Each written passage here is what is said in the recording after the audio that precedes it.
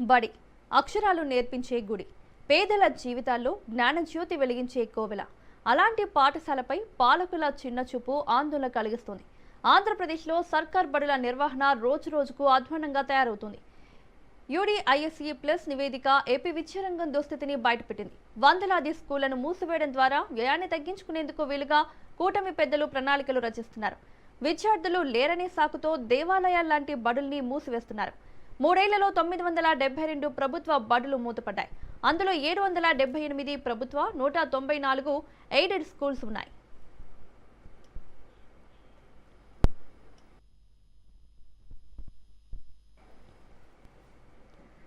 కేంద్ర విద్యాశాఖ వెల్లడించిన యూడీఐఎస్ఈ ప్లస్ నివేదిక ప్రకారం 2023-24 అకాడమిక్ ఇయర్లో 45,000 ప్రభుత్వ పాఠశాలలు, 991 ఎయిడెడ్ స్కూల్స్ ఉన్నాయి. 2025-26 విద్యా సంవత్సరం నాటికి గవర్నమెంట్ స్కూళ్ల సంఖ్య 44,222కు చేరింది.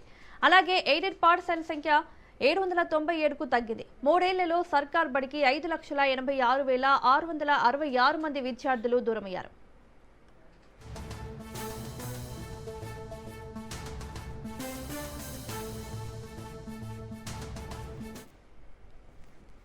పాలకులు మారుతున్న ప్రభుత్వ పాఠశాలల పరిస్థితి బాగుపడలేదు. కూటమి సర్కార్ అధికారంలోకి వచ్చిన 2 ఏళ్లలో 664 పాఠశాలలు మూతపడ్డాయి. బడుల్లో కనీస మౌలిక సదుపాయాలేమి, ఉపాధ్యాయుల కొరత, విద్యా ప్రమాణాలు పడిపోవడం వల్లే దుస్థితి నెలకొంది.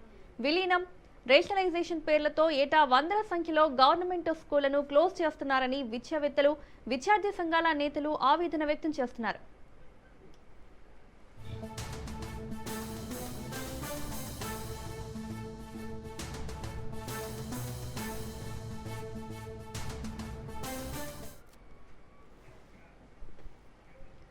ఒకవైపు సర్కార్ బడులు మూతపడుతుంటే మరోవైపు ప్రైవేటు స్కూల్స్ పెరిగిపోతున్నాయి. 2023-24 విద్యా సంవత్సరంలో 15,232 స్కూల్స్ ఉండగా 2025-26 నాటికి 15,710కి పెరిగాయి. 2 ఏళ్లలో 478 ప్రైవేటు స్కూల్స్ కొత్తగా పుట్టుకొచ్చాయి. అదనంగా 2,86,916 మంది విద్యార్థులు పెరిగారు.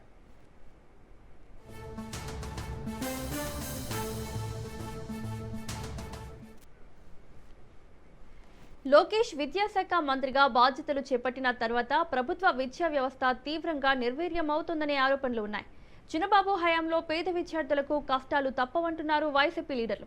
జగన్ ప్రభుత్వ హయాంలో పాఠశాలల రూపురేఖలు మార్చడానికి ప్రవేశపెట్టిన నాడు నేడు కార్యక్రమం, మధ్యాహ్న భోజన పథకాలను కూటమి ప్రభుత్వం నిర్వీర్యం చేస్తోందని విద్యారంగ నిపుణులు విమర్శిస్తున్నారు.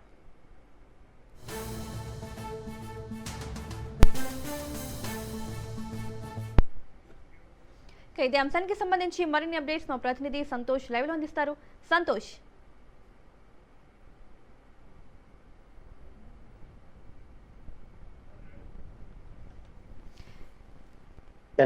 పడుతున్నటువంటి పరిస్థితులు కూడా కనబడతా ఉన్నాయి. ఏదైతే కేంద్ర విద్యాశాఖ యూడీఐఎస్సీ ప్లస్ ఇచ్చినటువంటి నివేదిక ఆధారంగానే ఈ యొక్క వివరాలు అనేది కూడా జరుగుతున్నటువంటి పరిస్థితులు కూడా కనబడతా ఉన్నాయి. అంటే 2023-24లో ఎన్ని ప్రభుత్వ స్కూల్స్ ఉన్నాయి, అదేవిధంగా 24-25 ఎన్ని ప్రభుత్వ స్కూల్స్ ఉన్నాయన్న గణాంకాలు అయితే కనుక ఈ యొక్క నివేదికలో ఉన్నటువంటి నేపథ్యంలోనే ఏదైతే ప్రభుత్వ స్కూల్స్ నడిపిస్తున్నటువంటి వైనం అయితే ఈ యొక్క ప్రభుత్వ స్కూల్స్ లో ఇటు విద్యార్థులు కావచ్చు, అదేవిధంగా బోధన జరిపేటువంటి ఉపాధ్యాయులు సైతం కూడా తగ్గుముఖం పట్టడంతో కొన్ని పాఠశాలలు అయితే కనుక మూతపడుతున్నటువంటి పరిస్థితిని అయితే యూడీఐఎస్సీ నివేదిక అనేది కూడా అందించడం జరుగుతుంది. ఇక దాదాపు 45,000 స్కూల్స్ ఉన్నటువంటి 2023-24లో ఇంకా దాదాపు 2024-25కి వచ్చేసరికి అది 44,222 పాఠశాలలు అయినటువంటి పరిస్థితులు. అందులోనే ఇక ఎయిడెడ్ పాఠశాలలో దాదాపు 700 వరకు కూడా ఈ యొక్క మూతపడినటువంటి నేపథ్యంలోనే ఇక ప్రభుత్వ పాఠశాలను సైతం కూడా మూతపడుతున్నటువంటి పరిస్థితులు కూడా నెలకొన్నాయి. అయితే విద్యార్థులు కూడా దాదాపు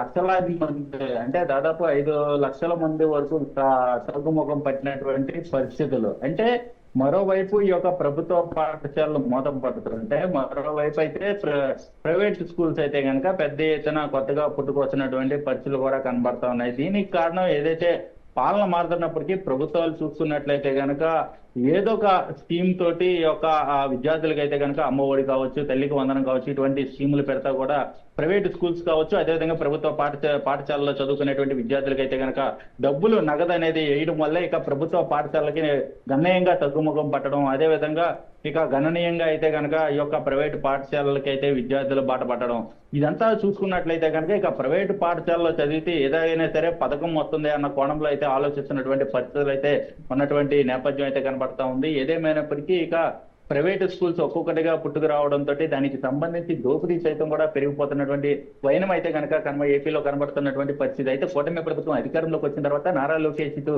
మెగా పేరెంట్స్ అనే ఈవెంట్ తీసుకురావడం, అదేవిధంగా ప్రభుత్వ పాఠశాలలో ఈవెంట్స్ కార్యక్రమాలు చేపట్టినప్పటికీ కూడా ఈ యొక్క గణనీయంగా తగ్గుముఖం పట్టడం పట్ల అయితే కనుక పెద్ద ఎత్తున అయితే Right. నివేదిక కోరడం, దీనికి సంబంధించినటువంటి వివరాలన్నీ కూడా అడిగి తెలుసుకోవడం కూడా జరుగుతుంది. ఏదేమైనప్పటికీ ఇక ఏపీలో ఆ బళ్ళు మూతపడకుండా ఏ విధమైనటువంటి నిర్ణయాలు తీసుకోవాలన్న దానిపై అయితే అధికారులతోటి దిశానిర్దేశం అనేది కూడా చేసినటువంటి పరిస్థితులు కూడా ఉన్నాయని తెలుస్తా ఉంది.